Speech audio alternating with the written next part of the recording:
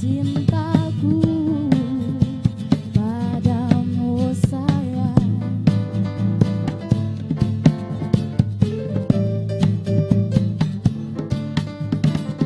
Engkau yang seharusnya di sisiku, engkau yang selalu ada di hayalku. Semoga kau mendengar lagu ini yang ku cipta untukmu, oh kasihku. Ini laguku hanya untuk dirimu, tanda cintaku padamu, oh yeah. Curu, yeah, yeah, yeah. Para rupa-rupa, oh, oh, oh, oh, kasihku. Ini laguku hanya untuk dirimu, tanda cintaku padamu, oh kasihku. Ini laguku hanya untuk dirimu, tanda cintaku padamu, oh sayang. Oh, oh, oh. Baru-baru, oh, oh. Oh, oh, oh. Baik, saat ini kita akan memulaikan acara kita, yaitu Warung BBM berdialog bersama dengan masyarakat. Yang sudah hadir di malam hari ini yaitu narasumber kita, ada Bapak Abner Nones. Ya, Bapak Abner Nones ini adalah caleg dari PDI Provinsi, calon ya. Ya, dan juga ada Bapak Ferry, yang biasa disapa Bapak Ferry. Selamat malam semua. Baik, dan juga ada beberapa tamu yang sudah hadir di malam hari ini. Selamat malam untuk para tamu yang hadir di malam hari ini. Baik pendengar, Anda bisa mengikuti sebentar di dalam dialog ini. Anda bisa berinteraksi langsung melalui layan telepon maupun layan SMS.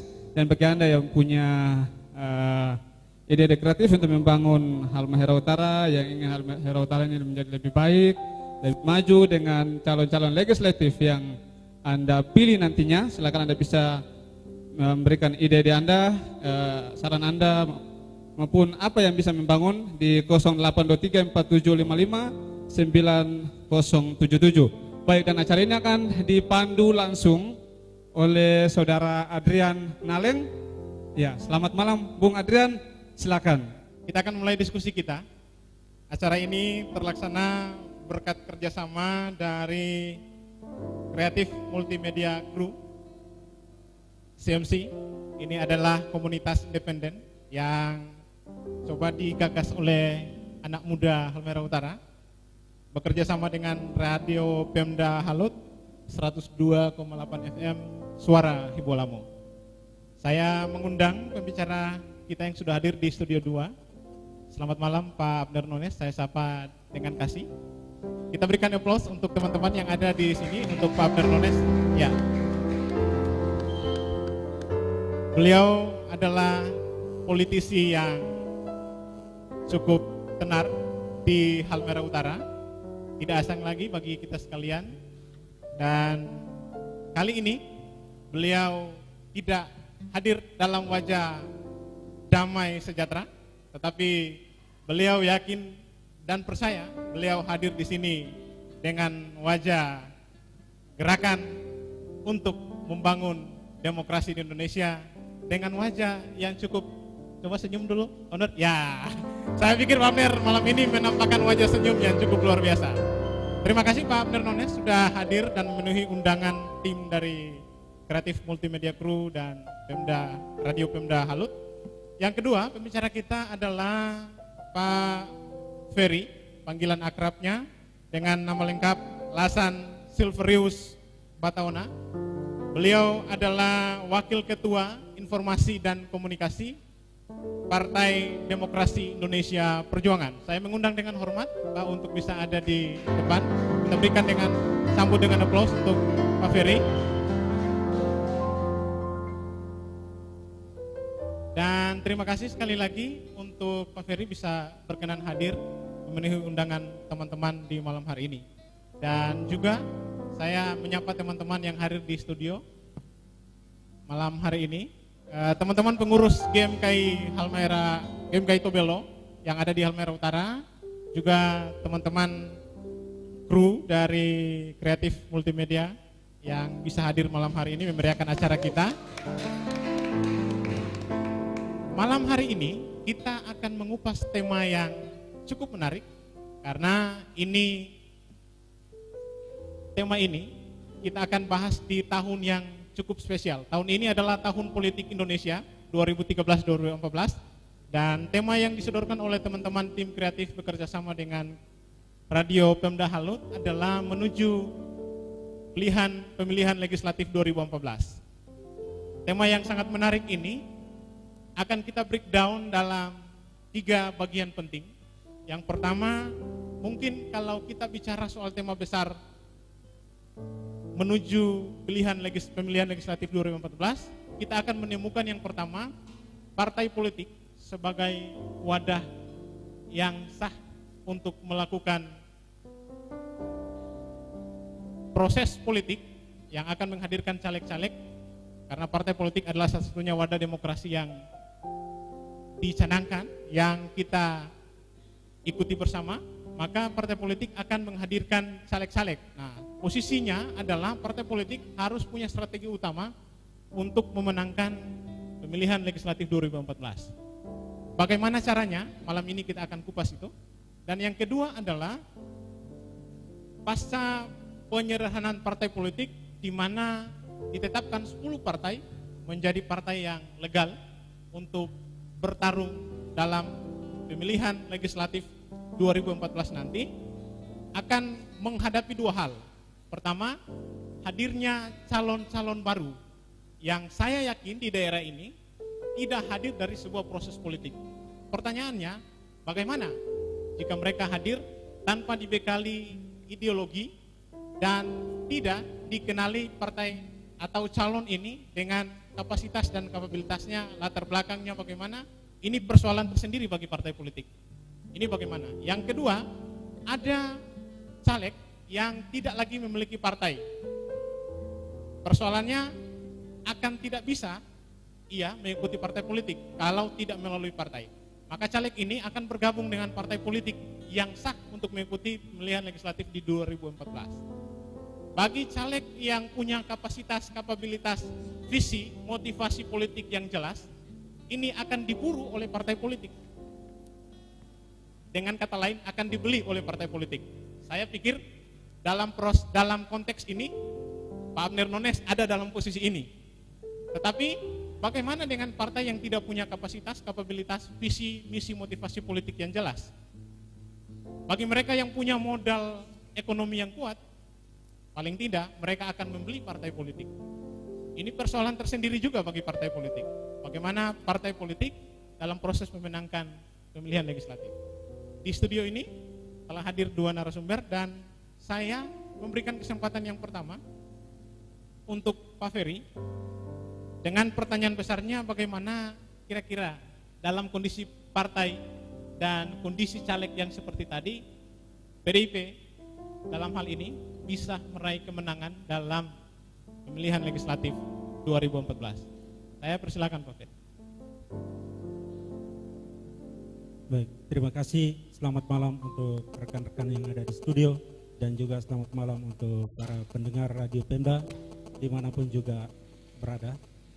Yang pertama, kami ingin mengungkapkan di tempat ini, pada tempat yang pertama, kebanggaan kami dan kebahagiaan kami dari Partai PDI Perjuangan dengan bergabungnya Bapak Abner Nones, seorang tokoh yang juga sudah tidak asing bagi kebanyakan masyarakat di daerah ini. Itu hal yang pertama dan tentu ini juga merupakan kaitan yang erat dengan pertanyaan soal strategi pemenangan partai. Yang tradisional atau yang standar kami lakukan selama ini adalah konsolidasi. Jadi partai itu dia punya mesin, dia punya organisasi, mulai kepengurusan di tingkat pusat, tingkat provinsi, tingkat kabupaten, tingkat kecamatan, bahkan tingkat desa. Nah, kami di Halmahera Utara itu namanya Dewan Pimpinan Cabang PDI Perjuangan Halmahera Utara, itu punya kepengurusan di semua kecamatan yang namanya PAC, pengurus anak cabang. Di tingkat desa kami punya kepengurusan yang namanya ranting. Di sana ada mesin-mesin partai, ada orang-orang yang siap bekerja untuk partai ini dan sudah tahu apa fungsi dan tugas yang harus dia lakukan. Jadi strategi yang pertama itu sifatnya standar atau normatif yang kami lakukan selama ini, yaitu konsolidasi, mengunjungi, berdialog, membangun kekuatan dari bawah. Itu strategi yang pertama. Kedua adalah dengan berupaya sedapat mungkin untuk menunjukkan apa yang menjadi karakteristik partai ini, yaitu pembelaan atau pemihakan kepada orang-orang kecil. Kepentingan rakyat atau pro rakyat itu yang selalu kami upayakan untuk diperjuangkan, baik di tingkat parlemen, di teman-teman kita di DPRD, maupun di masyarakat melalui kader-kader partai dan tokoh-tokoh yang bersimpati kepada partai ini. Itu hal yang kedua. Dan yang ketiga antara lain yaitu dengan melihat ketokohan orang-orang yang bisa dirangkul untuk bergabung dengan partai ini. Dan itu hal-hal yang kurang lebih sudah berjalan sampai saat ini. Soal strategi yang coba dibangun oleh PDIP dalam rangka memenangkan pemilihan legislatif 2014, strategi yang standar yang menjelaskan bahwa konsolidasi adalah hal terpenting. Mungkin saya lanjut ke pembicara kita yang kedua, Pak Abner Nones, terkait dengan bagaimana melihat kondisi yang terjadi pasca penyederhanaan partai politik. Kira-kira tanggapan Bapak terhadap hadirnya caleg-caleg muda dan dalam tanda kutip caleg putu loncat seperti apa? Silakan Pak. Ya. Selamat malam untuk rekan-rekan di studio dan juga selamat malam untuk pendengar radio Pemda di mana saja berada. Pertanyaan tentang penyederhanaan partai politik, memang dalam konteks di Indonesia ini dalam beberapa tahun mencari format politik dengan menghasilkan kualitas sumber daya politisi yang baik.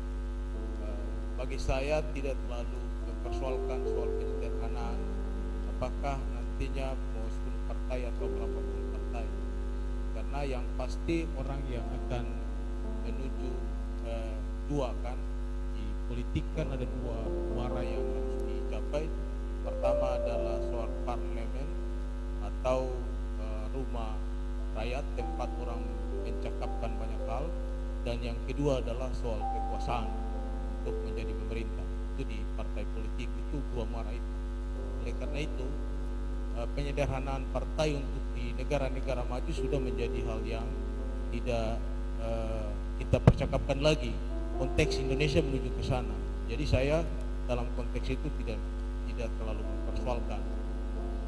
Kalau kemudian misalnya saya diterima atau tidak misalnya, atau bersaing atau tidak, itu kan persoalan kompetensi. Sehingga masing-masing kita atau masing-masing rakyat nantinya menyiapkan diri secara maksimal, sumber daya, apakah soal internal pribadinya dia, soal kualitas, kapabilitas, baik intelektual maupun moralitas, itu yang dikedepankan mungkin dipelajar sehingga dia mampu diterima oleh partai sekecil apapun juga. Kemudian kalau soal kader putu loncat dan lainnya, memang fenomena di Indonesia di akhir-akhir ini dalam konteks penyederhanaan kita baru pengalaman satu kali, walaupun beberapa pengalaman yang lalu tahun 71 dengan FUSI ya, itu juga kalau runut sejarah itu, tapi konteks 2000 ini kita belum melihat ada FUSI. Baru saya lihat misalnya PNU ke Hanura dan lain-lainnya, tapi konteks FUSI-nya tidak nampak di sana. Artinya power sharing-nya tidak terjadi. Kalau tahun 71 misalnya Parkindo dan beberapa partai-partai ke Partai Nasional, Partai Kristen, Partai Katolik menyatu menjadi PDI, ya, menjadi PDI. Itu dulu Bung Karno mengatakan, dan itu konteksnya beda, artinya bersatu dan menciptakan satu partai yang baru di mana seluruh komponen dipandang satu sama lain adalah seimbang, sekata. Tapi dalam konteks ini belum kita nampak karena yang diterima adalah 10 partai. Tapi saya tidak cakap untuk membahas menyangkut itu karena mungkin para ilmuwan yang paling, karena saya praktisi. Kalau soal kader yang kutu loncat, ya saya juga tidak tahu, nanti dipersepsikan saja. Apakah saya pribadi adalah seorang yang kutu loncat ke tempat yang lain juga. Memang kalau saya ke PDIP ini sejarah yang cukup panjang saya. Tahun 1992 saya masih semester 4 dan saya belajar di namanya PDI tahun 92 dan mendapat sertifikat kursus kader partai itulah. Jadi makanya di Facebook saya tulis adalah saya belajar berpolitik di Merah, saya mengaktualisasikan pikiran-pikiran politik dan berkarya di Ungu dan kini kembali ke Merah. Artinya sebenarnya di background pikiran saya mau kembali ke rumah. Dan PDI menyambut baik itu dan saya berterima kasih. Kenapa saya memilih PDI dari sejumlah partai politik yang ada, banyak juga yang menginginkan dan merekrut saya. Tapi pilihan saya jatuh ke PDI karena soal tadi wong cilik, pemerhati yang paling dekat kepada rakyat. Memang ada partai-partai yang lain yang punya ideologinya yang lain, tapi saya lebih senang ideologinya ini. Ada ideologi-ideologi yang lain seperti partai-partai besar, misalnya Partai Golkar atau partai lainnya punya ideologi di Indonesia baru 2 partai ini. Tapi partai-partai lain menurut saya belum. Oleh karena itu saya jatuh kepada pilihannya adalah partai politik yang namanya PDI Perjuangan. Saya kira itu. Ya. Kalau soal kutu loncat antara kader-kader muda yang belum maksimal, memang ini euforia. Jadi mungkin kalau yang lalu dari periode 2004 itu belum nampak yang muda cenderung, mungkin 1-2 orang. Tapi 2009 itu kecenderungan banyak karena partainya besar. Sekarang ini juga orang mulai berlomba-lomba untuk menuju sana. Dan desain para lulusan muda sekarang sarjana juga kecenderungan, tapi dia tidak tahu apa itu politik yang sesungguhnya. Ini juga yang sebenarnya belum maksimal menyiapkan diri. Nampak sekali saudara-saudara dapat membaca Facebook mereka masing-masing. Kan saya punya pelanggan Facebooknya cukup banyak, sehingga masing-masing orang saya membaca pikirannya bahwa ini juga sangat membahayakan untuk konteks membangun demokrasi yang sesungguhnya. Karena politik itu bukan hanya bagaimana menyampaikan aspirasi, tapi bagaimana kalau meminjam istilah Abraham Lincoln itu adalah memperbaiki ini, caranya adalah memberi kekuasaan. Orang punya karakter itu juga baik, tapi kalau kekuasaan diberikan orang tidak tepat, ini juga membahayakan. Itu Lincoln.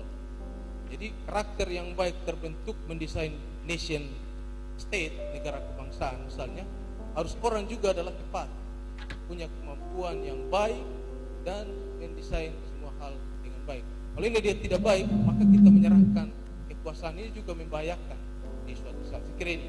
Terima kasih. Oke, terima kasih.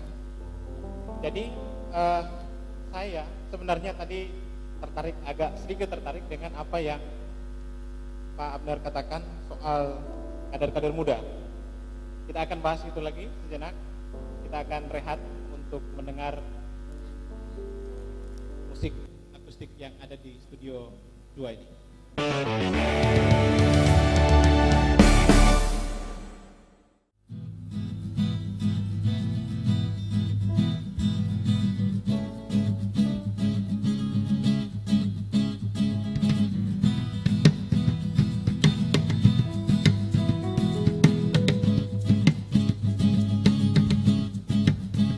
Bila cinta menggugah rasa, begitu indah mengukir hatiku, menyentuh jiwaku, hapuskan semua gelisah.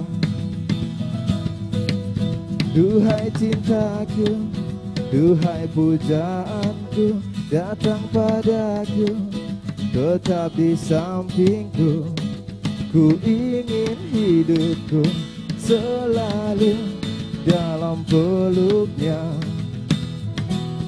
Oh, terang saja aku menantinya, terang saja aku mendambanya, terang saja aku merindunya, karena dia begitu indah.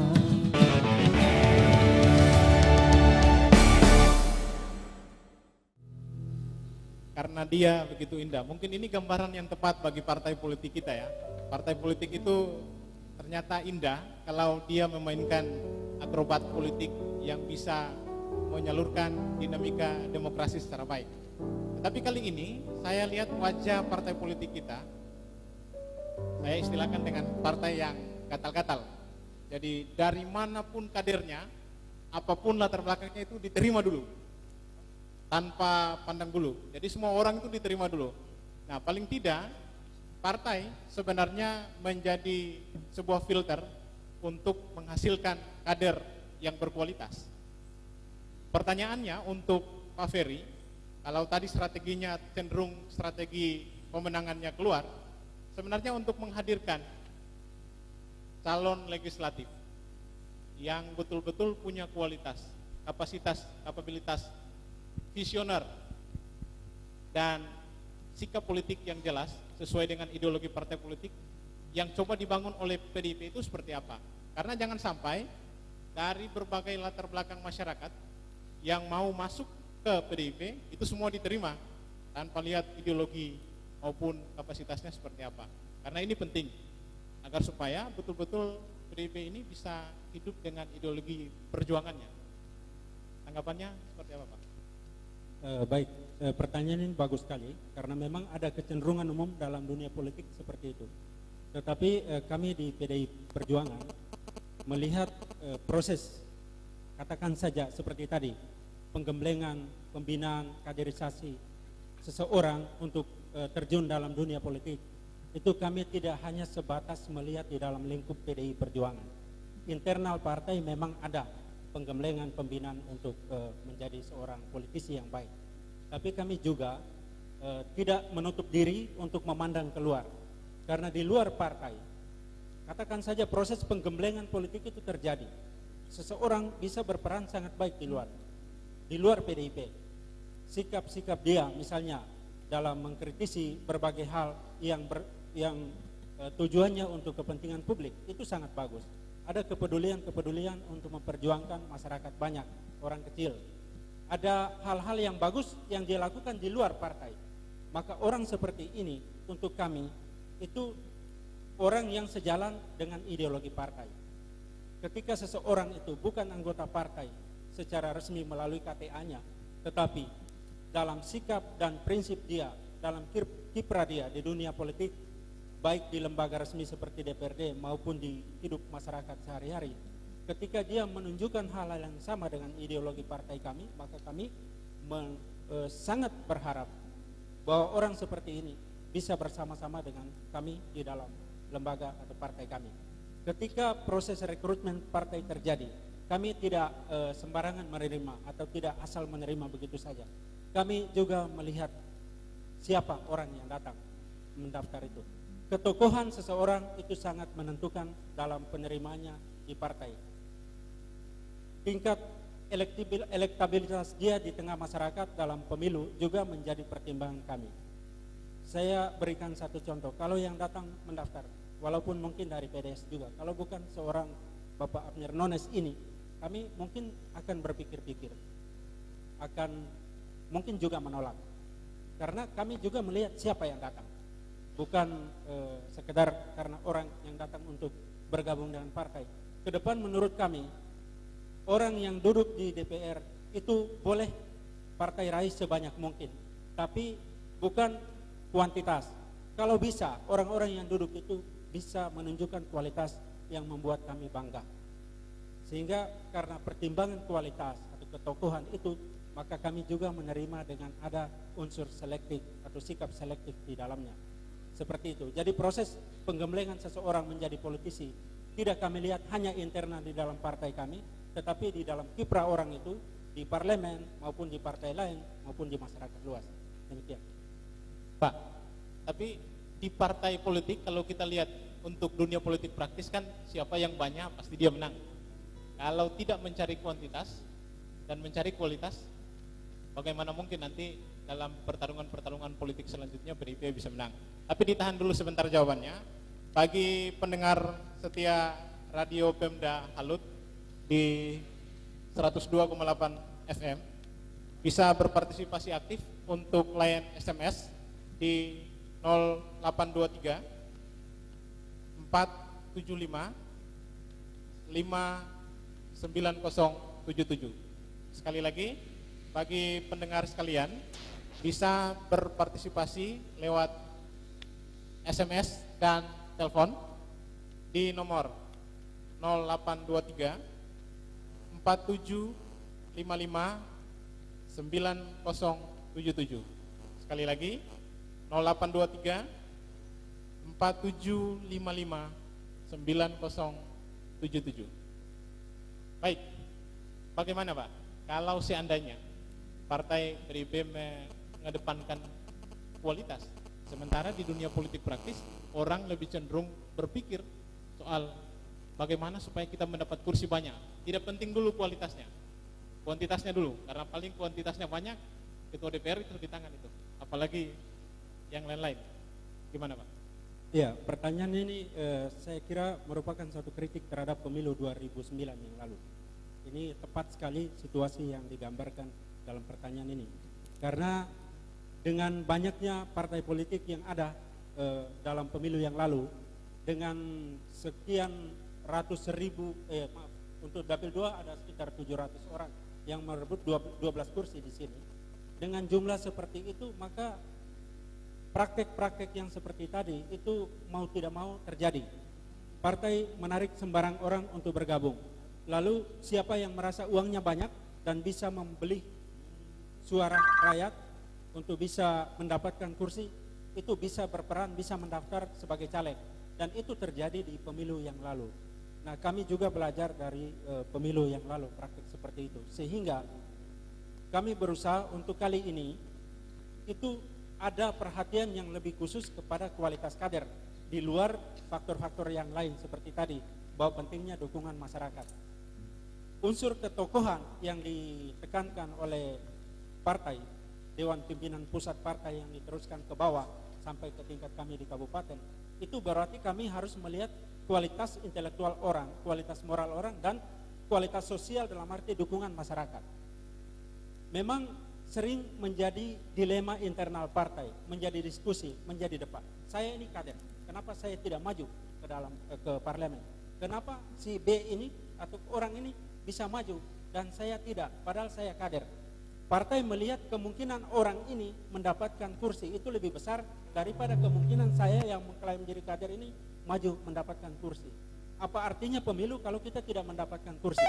Jika kita adalah, katakan saja kita mengutamakan kader-kader kita, tetapi orang-orang ini tidak punya dukungan di masyarakat, maka yang terjadi adalah kita tidak akan mendapat apa-apa. Karena itu kami coba untuk mendamaikan, mengambil jalan tengah dari dua aspek ini. Kader partai itu dipersiapkan dengan baik untuk kualitasnya itu dengan antara lain untuk persiapan pemilu ini kami PDIP melakukan psikotes untuk juga sebagai salah satu tolok ukur kualitas kader. Selain itu juga ada rekam jejak atau perjalanan karir kader tersebut melalui formulir yang ada untuk formulir caleg. Jadi dari situ kualitasnya terbaca dan kelayakannya untuk maju dalam pemilu legislatif itu bisa ditetapkan. Untuk mendapatkan dukungan massa, maka kami kembali kepada ideologi partai untuk harus menjadi orang yang berada bersama masyarakat. Ketika kami tidak berada bersama masyarakat, ketika kami tidak mendapat dukungan masyarakat, maka itu artinya kami tidak berada bersama masyarakat. Ketika kami tidak mendapat dukungan untuk duduk di DPR, itu berarti masyarakat tidak percaya bahwa kami mampu untuk duduk di sana. Minimal kami dianggap jauh atau tidak dekat atau tidak memperjuangkan kepentingan mereka. Sehingga dari sisi ideologi partai kami sangat-sangat ditekankan untuk selalu ada bersama masyarakat, selalu berusaha untuk memperjuangkan hal-hal yang baik untuk kepentingan publik atau masyarakat. Demikian. Sebelum saya menanyakan target PDIP, mungkin ada teman-teman di Studio 2 yang ingin berpartisipasi. Oke, saya mungkin bertanya soal target, masih di pembicaraan yang pertama. Soal target Pak, pembicara kita yang kedua maksudnya. Target Pak Ferry, target PDIP untuk kabupaten kota, khususnya di Halmahera Utara, berapa kursi Pak? Pertama kami mentargetkan 5 kursi, yaitu dari Dapil 1, itu perkiraan kami ada yang lolos dari sana karena memang sejarah kami berdasarkan pada pengalaman yang lalu. Setiap kali pemilu PDIP pasti punya 1 kursi di 1 dapil, itu yang terjelek. Sehingga dengan masuknya orang lain yang punya kapasitas ketokohan yang bagus, antara lain seperti Bapak kita ini, Abner Nones, maka kami memprediksi akan ada penambahan yang sangat signifikan baik di dapil 3 maupun dapil 2 di sini. Sehingga kami jika semuanya berjalan dengan baik itu bisa sampai 5 sampai 6 kursi itu akan ada diduduki oleh PDI Perjuangan. Untuk provinsi dari dapil Halmahera Utara? Kami punya peta, kami punya analisa. Halmahera Utara dan Mortaya. Kami punya analisa sebelum pemilu berlangsung terhadap semua kandidat yang ada. Analisa kami itu mengarah kepada tokoh ini, Bapak kita Abner Nones, itu dipastikan pasti akan mendapat 1 kursi di sana. Karena ada 10 kursi untuk Halut, 9 kursi untuk Halut diperebutkan oleh 10 partai, dan PDIP karena tradisi pasti punya 1 kursi, maka kami bisa memastikan bahwa Bapak kita ini pasti duduk sebagai caleg, sebagai anggota DPR provinsi. Jadi untuk sementara 1, tapi kami akan berjuang untuk bisa dapat 2. Ya, target yang cukup realistis bagi partai besar. Nah, tapi begini, persoalan lain adalah soal caleg yang masuk ke PDIP. Mungkin ini akan nanti dijawab oleh Pak Abner Nones. Kira-kira Pak melihat terkait dengan calon-calon muda yang tadi sudah Bapak sentil, bagaimana kapasitasnya? Kalau kita lihat, apakah kemudian calon-calon muda ini bisa direkrut kemudian masuk ke partai politik dan secara ideologi bisa mewakili partai politik gitu? Karena baik Pak Abner mungkin punya sejarah yang terkait dengan partai politik, khususnya PDI Perjuangan. Belajar di Merah, kemudian berkarir di Ungu, dan sekarang kembali ke Merah. Mungkin itu ada kaitannya. Tapi bagaimana dengan calon lain yang tidak punya sejarah terkait dengan partai yang ingin dijadikan kendaraan? Ya, saya memang ukuran kualitas mungkin agak sulit ya kan, karena pasti parameter masing-masing mengukur soal kualitas kan berbeda. Misalnya seorang artis masuk ke partai politik, ukuran dia kualitasnya adalah public figure. Jadi orang mengukur kualitasnya itu adalah public figure, bukan soal kapabilitas intelektual dan lain-lain. Karena itu menurut saya masih probabilitas lah soal di situ ya. Dan partai manapun akan kecenderungan soal orang memikirkan soal elektabilitas dan yang lain-lain. Saya kira kalau yang pendatang baru, misalnya yang muda dan pendatang baru, saya dulu juga istilahnya pendatang baru gitu ya, masih muda pula, masih 30-an, lalu masuk partai politik dan langsung gitu. Jadi itu istilahnya waktu itu masih durian runtuh.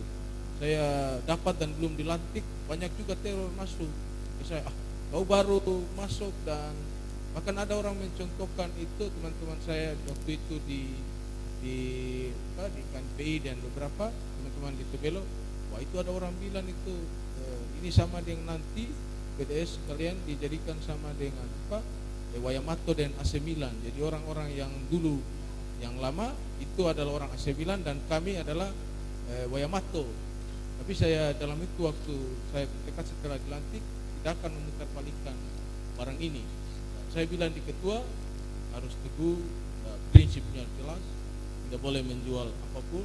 Yang penting adalah keyakinan, yakin apapun kita harus belajar terus dan kita belajar terus soal teori negara, soal macam-macam konfigurasi politik, bagaimana mengalahkan yang besar, bagaimana meminimalisir kelemahan sebagai kekuatan, dan bagaimana parlemen itu apa. Parlemen itu adalah diskusi, bagaimana menguasai floor diskusi, bagaimana memperjuangkan kepentingan rakyat, di mana yang sangat sulit pun kita harus terobos. Dan pemetaan-pemetaan yang semacam itu kita lakukan ternyata baik juga. Padahal kita masih muda dan kami saat itu yang muda-muda begitu. Ternyata kita bukan mengalahkan tapi defensif bukan. Tidak boleh kita bertahan. Dalam politik bertahan itu adalah menyerang. Tidak ada politik kita bertahan, harus ofensif, menyerang. Pertahanan yang paling baik itu adalah serang. Saya kira itu. Dan kalau di muda sebenarnya ini yang paling nampak itu. Asalkan ideologi itu harus dia rapi. Sejauh mana dia belajar memasuki partai A misalnya atau B. Saya masuk kepada PDP dan mengambil pilihan ke PDP, mempelajari ideologinya ini dan dengan membanding-bandingkan banyak hal, ternyata PDP. Tapi sampai sekarang saya juga masih merasa apakah saya diterima atau tidak. Ya kan itu kan saya wajib melamar dan saya harus melamar. Dalam tradisi berpolitik apapun saya harus melamar. Soal diterima atau tidak itu persoalan lain. Tapi kita punya hak untuk melamar diri kepada partai ini untuk bisa apakah dihargai atau tidak itu persoalan lain. Caleg atau tidak persoalan lain. Saya sudah bilang itu yang penting saya masuk dengan jujur karena politik yang adalah sumur umurnya itu sepanjang nafas di kandung badan. Itu politik umurnya itu. Berarti kita tidak tahu. Jadi kalau ini logikanya menurut saya yang muda pun sebenarnya tidak terlalu cuma banyak orang meragukan kan. Kalau orang Kristiani pasti memahami itu bukan karena kaum muda itu, tapi karena memang teks-teks ya. Saya juga bukan karena kaum muda, tapi teks-teks ini juga sebenarnya inspirasi kita bagi saya pribadi itu. Saya juga sekarang masih muda gitu loh. Ya memang harus menjadi teladan lah gitu. Saya kira ini adalah tidak berarti buat teman-teman yang muda itu tidak baik, tidak. Tapi harus juga memang belajar, bukan cuma secara teoritis, praktis pula harus dengan analisa gitu. Juga misalnya memang kalau tunggu masuk di partai politik baru saudara dilatih, tidak. Ada juga lembaga-lembaga yang lain itu sebagai itu OKP atau apapun itu candra di muka. Itu adalah kawat candra di muka, tempat latihan. Di mana kau melatih itu, kau berbicara, kau mematangkan, menganalisa, macam-macam lah di sana. Ya, kalau biar kebiasaan-kebiasaan itu dilakukan terus-menerus pasti kau akan matang. Saya kira inilah menurut saya ideologi kerakyatan, ya toh Pancasila. Kalau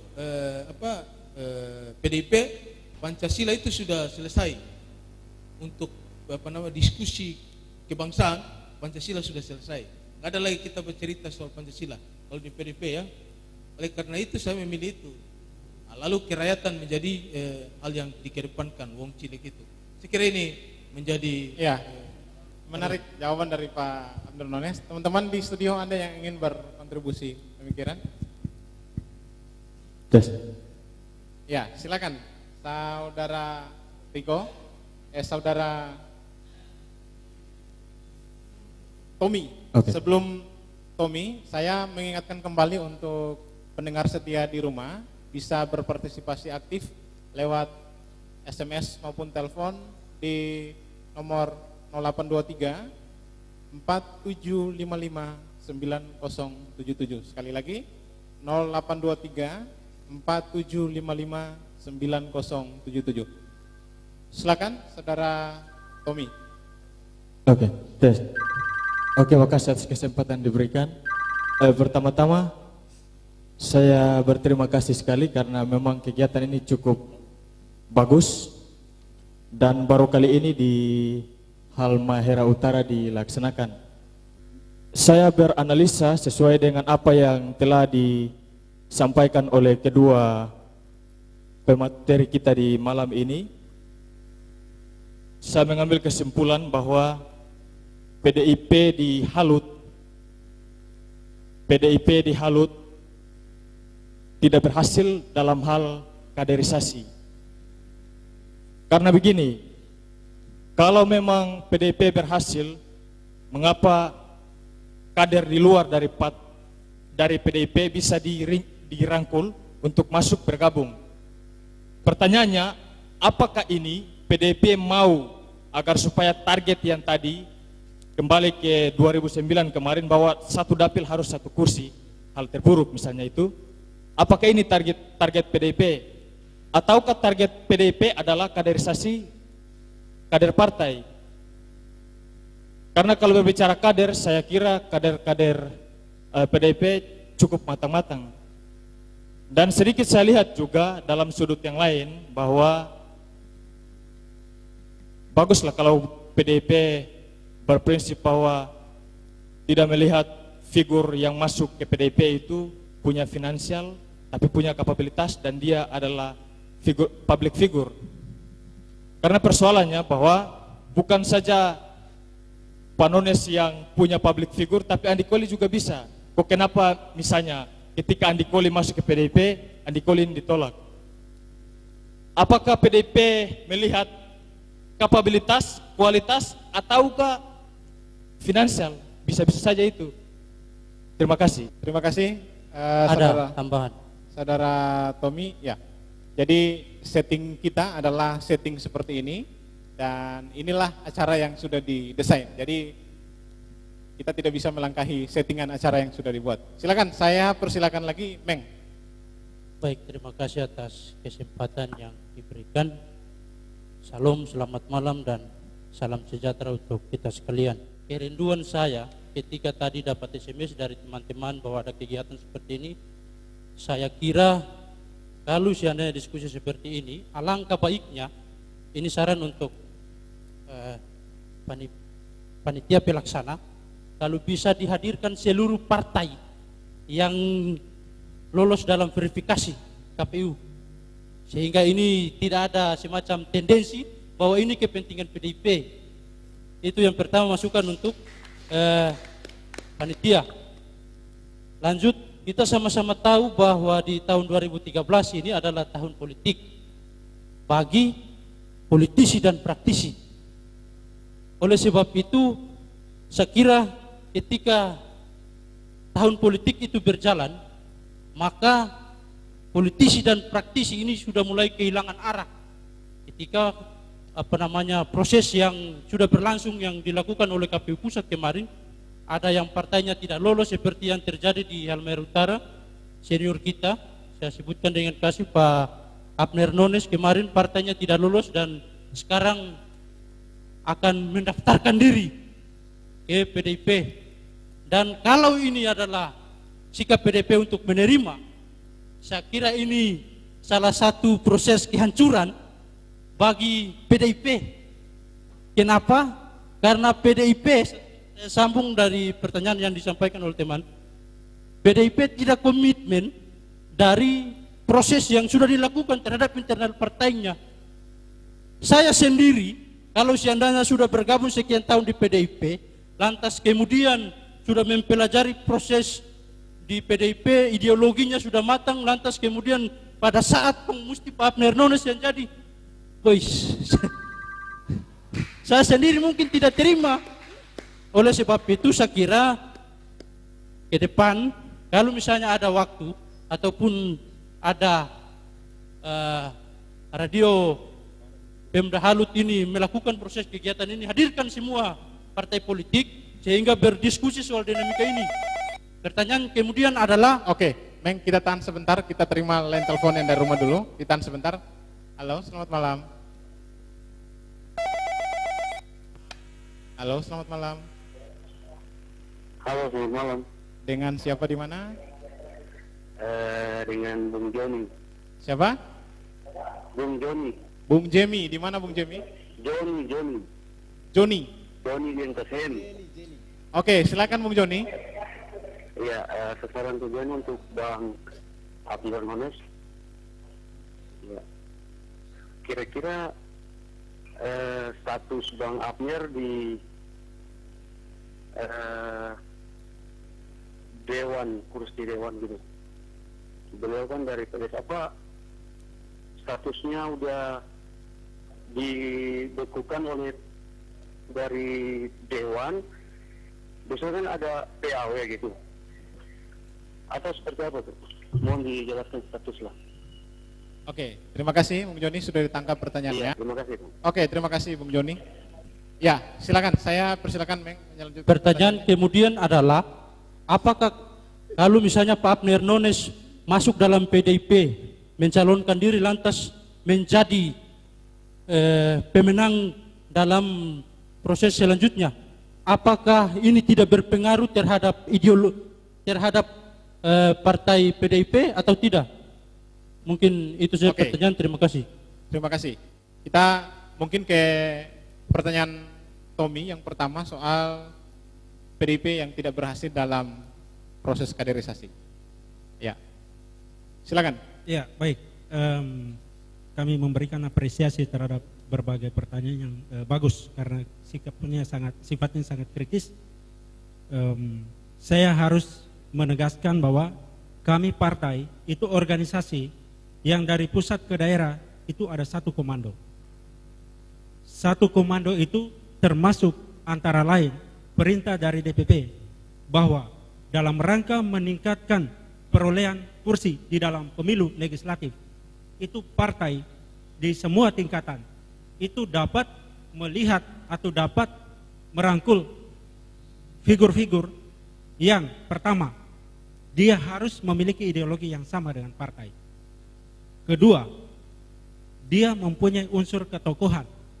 Ketiga, dia mengerti dan mendukung sikap partai dalam kehidupan kebangsaan, yaitu dengan 4 pilar kebangsaan yang ada sampai saat ini. Dan kelima, terakhir itu elektabilitas dari calon yang bersangkutan itu dapat diandalkan. Mengenai hal ini, saya harus mengatakan, karena petunjuk sedemikian, maka kami partai dalam konteks untuk membesarkan partai ini, kehadiran siapapun juga dari luar partai, ketika figur itu dibaca, dianalisa, dan dinilai punya kemampuan untuk membesarkan partai, maka kami akan menerima dengan sangat-sangat terbuka dan penuh rasa terima kasih. Kami tidak melihat ini sebagai kegagalan partai. Ini beda mungkin cara pandang kita. Bisa dilihat sebagai kegagalan dari sudut pandang yang lain, tapi kami memandang dari sisi ini membesarkan partai. Dan ini membuat partai akan lebih berhasil ke depan. Ketika saudara kita ini Abner Nones misalnya menang dalam pemilu, maka ini sebenarnya menjadi kebanggaan kami karena itu perjuangan dari seluruh kader partai yang ada di Halmahera Utara ini. Memang ada masing-masing caleg yang berjuang untuk memperoleh kursi, tetapi ada kebersamaan dalam proses perjuangan itu dan pengakuan bahwa siapa yang mendapat kursi yang terbanyak dia yang duduk. Jadi ini adalah perjuangan kolektif untuk mendudukan seseorang di DPR dari partai kami. Sehingga saya perlu menegaskan bahwa sedikit pun kami tidak merasa rugi dengan masuknya orang yang ketokohannya bisa kami andalkan, pengaruh dan kemampuan untuk mendapatkan kursi itu bisa kami andalkan ke dalam partai kami. Malah hal yang membuat kami bangga karena ini membuat partai semakin besar. Kedua, pengertian kader atau kiprah politik kader tidak kami sempitkan dengan hanya duduk di DPR.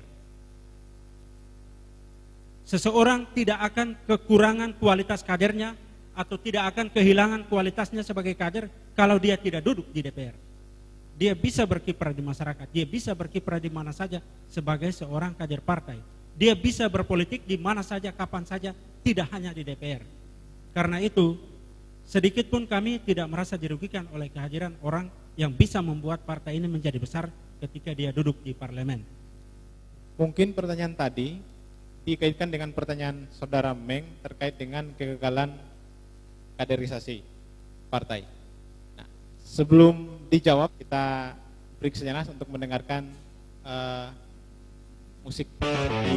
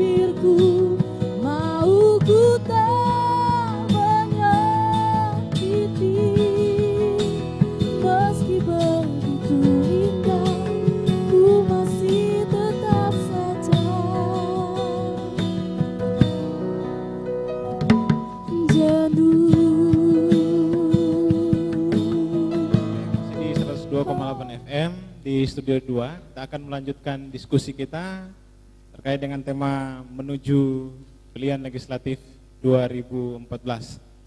Saya kembali lagi ke Pak Ferry. Gagal atau tidak PDIP terkait dengan hadirnya orang-orang seperti yang hadir di studio, Pak Abner Nones dan kawan-kawan yang lain yang pindah ke PDIP? Iya, baik. Mungkin saya bisa menegaskan di sini bahwa hal itu dari pihak kami sebagai partai itu sama sekali tidak melihat itu sebagai suatu kegagalan. Pertama itu perintah partai yang dilakukan oleh organisasi partai itu dari tingkat pusat sampai ke daerah. Jadi itu kami menjalankan kebijakan atau perintah partai. Sehingga sama sekali kami tidak bisa mengkaitkan itu dengan kegagalan atau keberhasilan. Malah sebaliknya, jika dilihat itu sebagai kegagalan atau dipertanyakan itu sebagai kegagalan atau keberhasilan, kami menganggap itu sebagai keberhasilan.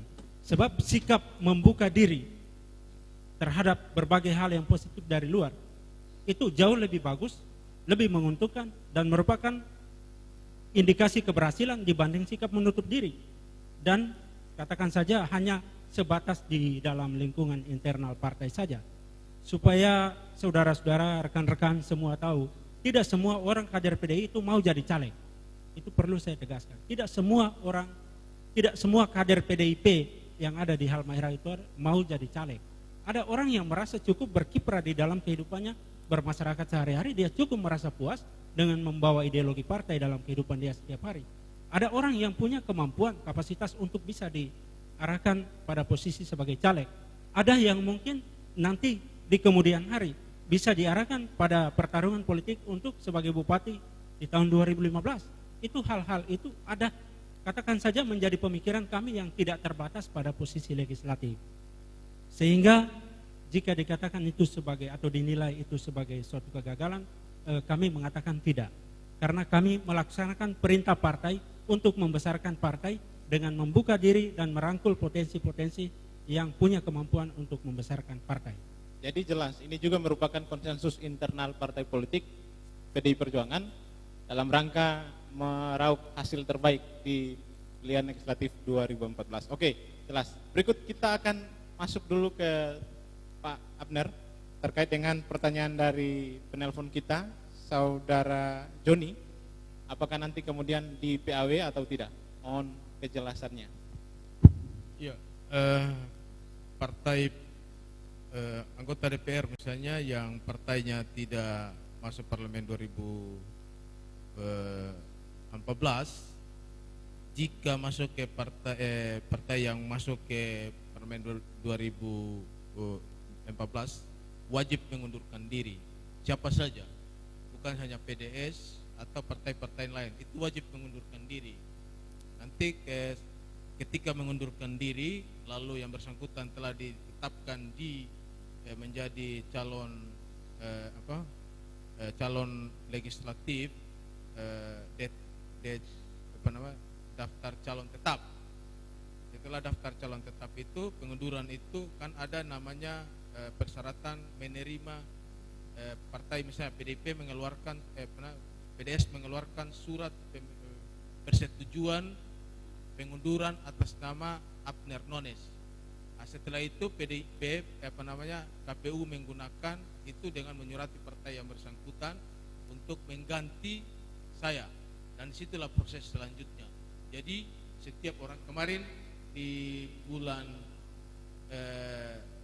Februari, akhir bulan Februari, kami anggota DPR semuanya yang tidak lolos itu menanyakan di KPU pusat dalam satu bintek itu, dan mereka mengatakan yang sama. Saya lupa peraturan KPU nomor 5 atau nomor berapa, saya lupa, mohon maaf, jangan sampai itu. Tapi peraturan KPU itu jelas mengatakan bahwa anggota DPR di partai yang lain wajib mengundurkan diri. Jadi saya pun nanti tetap mengundurkan diri. Ketika saya masuk daftar caleg, saya mengundurkan diri. Nanti partai yang bersangkutanlah yang akan bisa PDS yang akan memecat, dan proses PAW sebagaimana undang-undang yang diatur atau undang-undang nomor 8 itu. Saya kira ini jadi tetap saja siapa saja yang bukan cuma PDS atau partai misalnya PPRN atau apa namanya partai-partai yang lain Republikan yang tidak masuk itu wajib mengundurkan diri. Saya kira itu. Iya, baik. Jadi jelas ya apa yang dikatakan Pak Nones terkait dengan keberadaannya yang nanti akan di PAW tiba saatnya. Dan pendengar Radio Pemda di 102,8 FM, kita masih melanjutkan diskusi kita 15 menit ke depan. Dan bagi teman-teman yang ingin berpartisipasi, silakan di nomor yang kita sudah sampaikan tadi, 0823 4755 09077. Dan kepada teman-teman di Studio 2 bisa berpartisipasi lagi. Saya masih memberikan kesempatan nanti sekali lagi, dan silakan Viko. Terima kasih atas kesempatan yang diberikan kepada saya. Mungkin saya asing bagi teman-teman generasi muda Halmahera Utara, tapi saya merasa juga kehadiran saya di sini tidak asing karena saya dilahirkan di tanah Halmahera Utara, yaitu Kecamatan Loloda, Desa Asmiro. Namun kemudian dibesarkan dan berkarya sampai dengan saat ini di Sulawesi Utara, dan saat ini berdomisili di Halmahera Barat, yaitu Jailolo. Nah, memang menarik gagasan yang dikemukakan atau konsep desain yang dibuat oleh teman-teman panitia. Tapi saya melihat bahwa tidak ada keseimbangan dalam proses diskusi yang terjadi pada malam hari ini. Artinya kenapa bahwa teman-teman kemudian hanya menghadirkan sebuah tesis daripada permasalahan yang sebenarnya menjadi pergumulan kita bersama di tahun politik ini. Saya mengharapkan sebenarnya pada porsi ini dihadirkan antitesisnya sehingga menghasilkan sintesis bagi kita sekalian yang ada pada saat malam hari ini. Artinya mengapa bahwa yang ditampilkan hari ini hanya kemudian satu wajah partai politik seperti yang dikemukakan oleh teman-teman, minimal untuk memfilter agar kemudian terminimalisir anggapan teman-teman ada kepentingan besar PDIP, dihadirkan akademisi atau tokoh-tokoh muda mungkin dari LSM ataupun KNPI yang kemudian mampu mengcover. Nah, ini menjadi catatan penting ke depan, dan saya berharap itu bisa diakomodir dalam diskusi-diskusi kemudian hari nanti. Nah, selanjutnya saya tertarik dengan figur muda yang tadi dikatakan ya, bahwa ada sebuah euforia di mana figur muda kemudian melihat bahwa peluang 2014 ini adalah momentum untuk kemudian mengeksplorasi ya kemampuan-kemampuan intelektualitas serta kemampuan-kemampuan lain yang dimiliki oleh generasi muda. saya rasa bahwa ini bukan sebuah euforia kalau kita memandang secara objektif. Ini adalah sebuah panggilan jiwa, panggilan moralitas yang kemudian harus dijawab di tantangan zaman hari ini oleh generasi muda. Sebab kenapa? Jangan kemudian generasi muda terpatri hanya pada sebuah euforia perjuangan generasi muda masa lampau. Sudah saatnya kita menciptakan momentum, bukan kemudian kita tereuforia pada momentum 98 dan lain-lain sebagainya.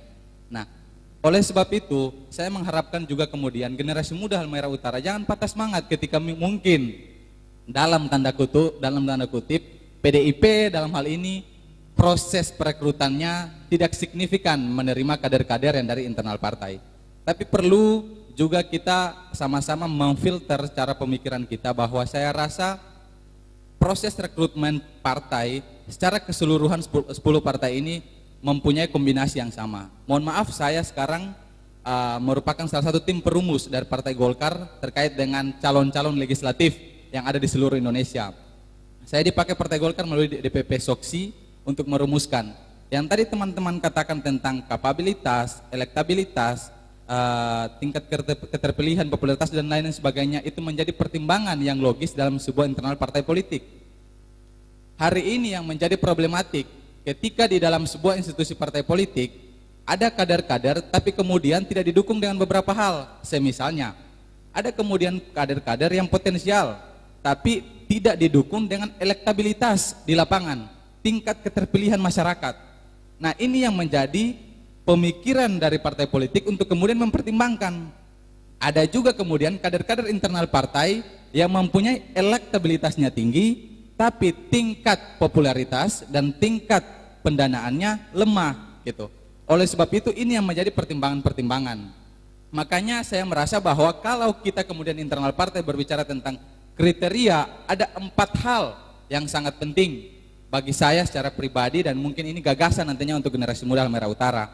Yang pertama yaitu elektabilitas, ya, tingkat keterpilihan di masyarakat. Yang kedua pendidikan, itu penting gitu. Kalau di Partai Golkar kami mematok pendidikan itu 35%, elektabilitas 15%, dan kemudian survei itu 35%, dan sisanya itu adalah loyalitas terhadap partai politik.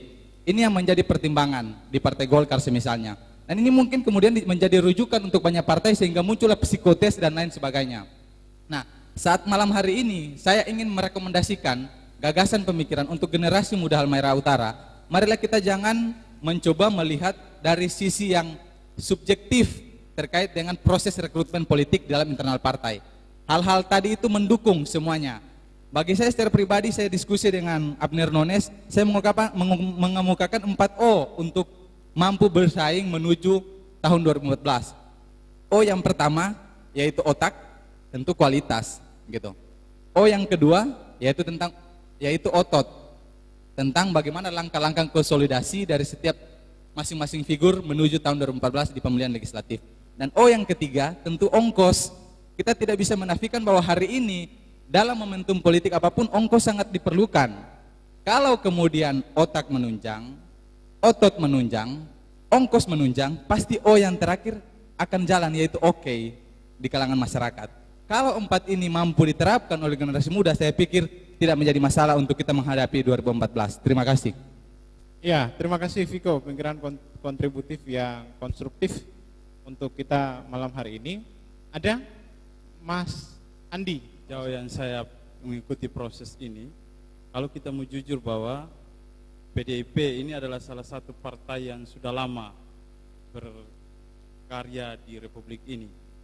Dan kalau kita melihat berbagai macam kesalahan, bahkan kader-kader PDIP relatif kecil terlibat pada berbagai kasus, baik korupsi maupun yang lainnya.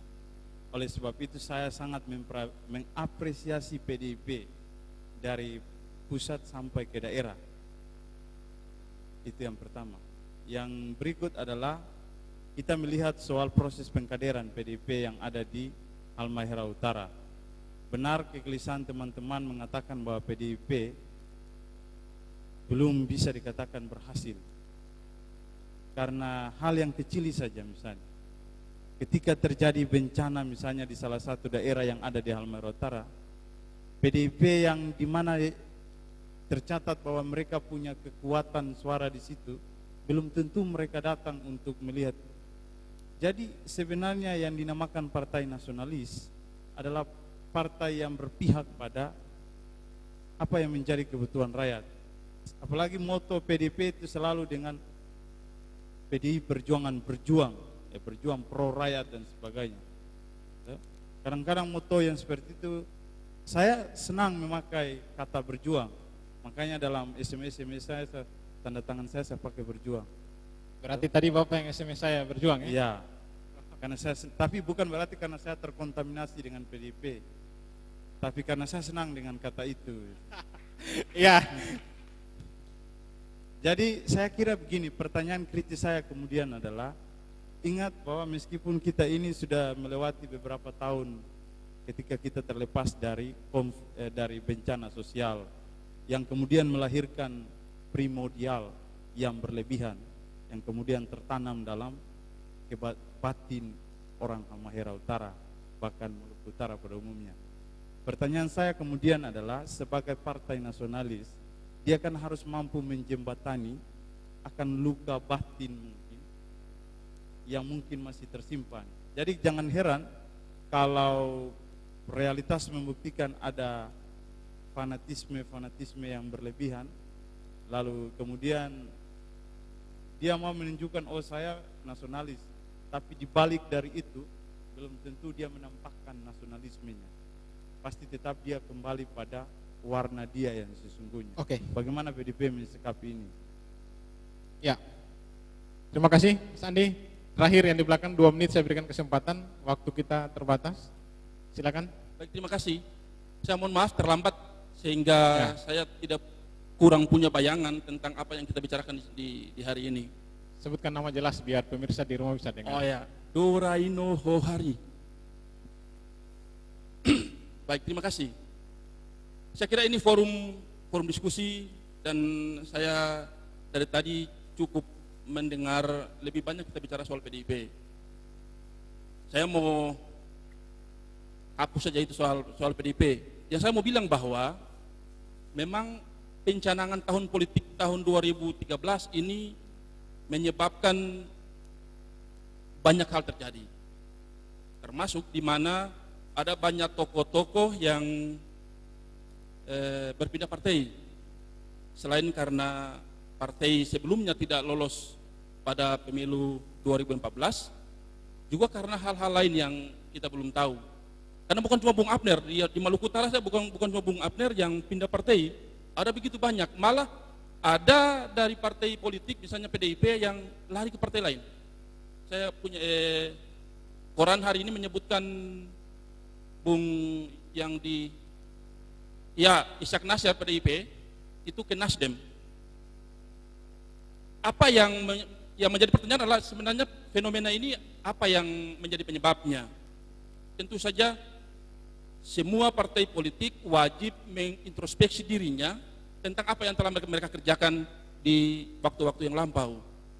Bisa saja karena memang karena di partai sendiri semacam terjadi vakuman, stagnasi perjuangan, sehingga orang mencoba mencari jalan baru.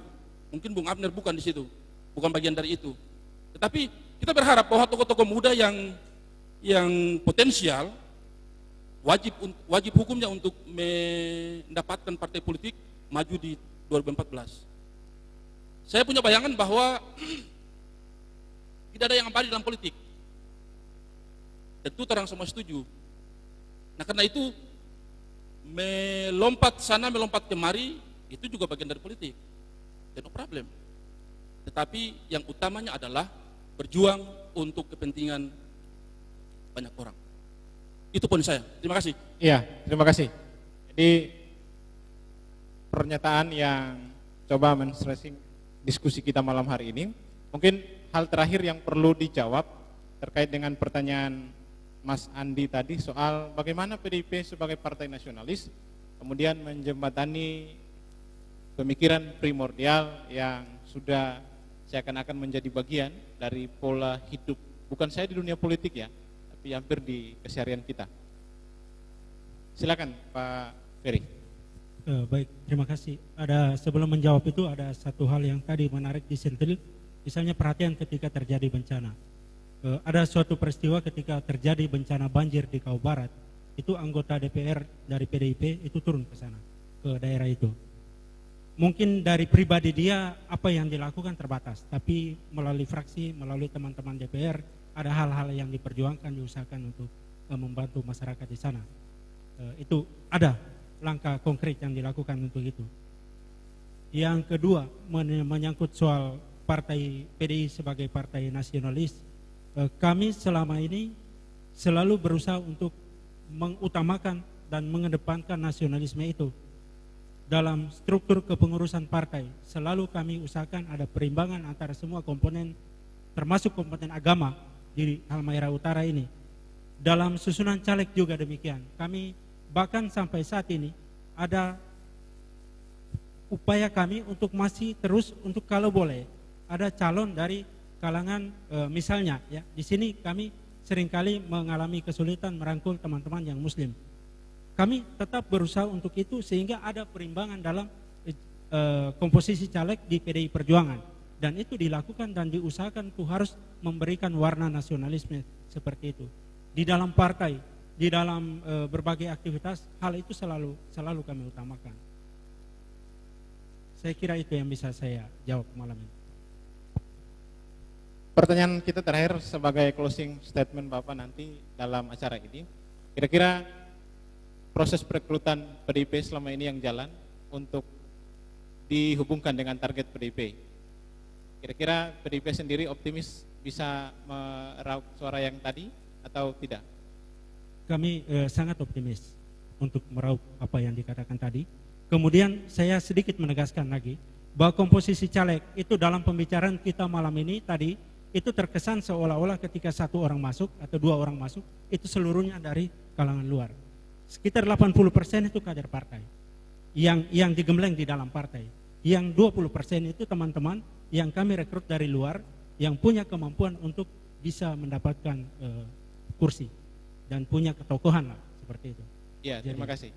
Terakhir dari Pak Abner Nones sebagai closing statementnya, kira-kira optimis bisa dengan perahu PDIP bisa mencapai puncak di legislatif provinsi?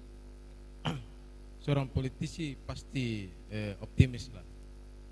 Tidak ada orang politisi yang tidak optimis. Saya optimis. Langkah konkretnya bersama PDIP? Ideologi saya terima dan langkah-langkah pasti apa ya? Kalau saya berperang tidak mungkin saya menceritakan apa yang harus saya lakukan. Yang pasti saya memetakan medan-medan ada. Yang pasti kemudian baru saya akan memetakan satu medan saya ketahui dulu, kemudian baru saya petakan bagaimana cara teknik menyerangnya. Terima kasih. Iya, terima kasih. Demikian closing statement dari kedua pembicara kita. Mudah-mudahan diskusi kita malam hari ini dapat menjadi bagian referensi berpikir kita, masyarakat Halmahera Utara, khususnya pemirsa yang mendengar dan teman-teman yang hadir di Studio 2. Paling tidak, apa yang menjadi kritikan, masukan teman-teman di studio maupun telepon kita di rumah, ini menjadi catatan penting bagi teman-teman di Kreatif Multimedia Kru dan Radio Pemda Halut. Ini langkah pertama, dan memang di dalam langkah pertama dalam sejarah dunia manapun tidak ada yang sempurna, dan hari ini mudah-mudahan menjadi masukan penting bagi teman-teman dan disempurnakan di hari-hari selanjutnya. Kita tutup diskusi kita malam hari ini dengan satu tembang manis dari teman-teman Kreatif Multimedia Kru. Saya silakan. Baik, terima kasih. Sebelum kami membawakan sebuah lagu, perlu kami sampaikan bahwa ada kisah waktu saya dengan teman-teman berkumpul, lalu teman-teman SIMSI bertanya, maksud saya bertanya di teman-teman SIMSI, menurut Ngoni orang di luar sana anggap kita ini apa? Lalu ada yang menjawab, ada orang yang mengatakan engkau Surya Paloh, ada orang yang mengatakan engkau Abner Nones, ada orang yang mengatakan engkau Badi Mengembulude. Lalu kita tanya berdua orang, kalau menurut Ngoni kita siapa? Dan dong jawab, ngana atercaya. Lalu kita bilang jangan dulu kasih tahu bedorang, nanti belum di saat untuk kasih tahu. Kami tidak menginginkan 2013 sebagai tahun politik. Kita masih saja memilih kucing dalam karung. Makanya kami memberikan ruang kepada siapa saja atas nama partai politik dan atas nama pribadi sebagai politisi hadir di sini menyampaikan gagasan mereka, dan kita mengenal mereka siapa dan strategi apa yang mereka bangun membangun Maluku Utara lebih baik. Atercaya Simsi, selamat malam.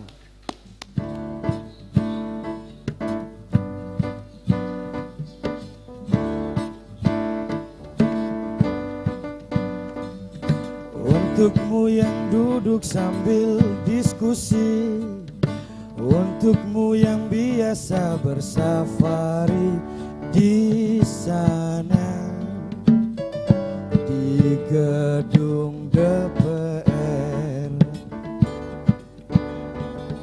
wakil rakyat kumpulan orang hebat, bukan kumpulan teman-teman dekat, apalagi sanak famili. Saudara dipilih bukan di lotre, meski kami tak kenal siapa saudara. Jangan ragu, jangan takut karang menghadang, bicaralah